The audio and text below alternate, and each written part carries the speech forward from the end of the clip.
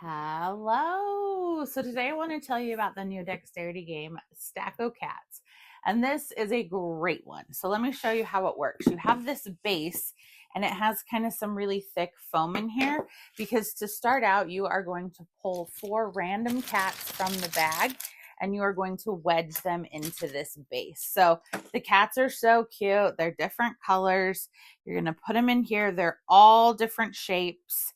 And so they are just going to fit together in so many different ways. Now, there's a few different ways you can play and score this, but one of the things that I love is how secure this base is, because a lot of dexterity games, you already start out wobbling, but these are in here. So on your turn, you are going to draw a cat out and you are going to place it anywhere on here, obviously not just on the base, anywhere on the cats.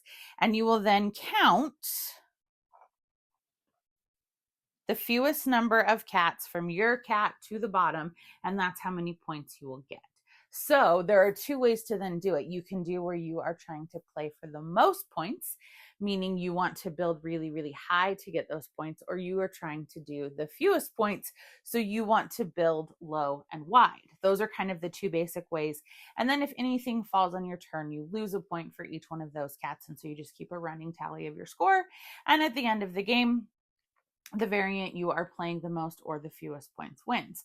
The way my family actually prefers to play it, because we find it a lot simpler and not as tedious to calculate, is we just play, you stack your cats, and if anything falls, that goes into your pile, and those are your negative points at the end of the game, and whoever has the lowest score loses. So you can play it a lot of different ways. There are then also this bag of black cats that can add some different complexity and you can play with in different ways. So when you're playing with some of those multipliers, if you put this on here, then going forward, any cat touching this would actually lose you points because they are black cats. So you can mix these into the game in different ways as well. There's so many different variants that you can play, but I like that if things fall, the game isn't over, you just keep going, and you must always place the cat you drew on that turn. So if I manage to make those fall, this would, be negative for me, but I still would place the cat that I drew.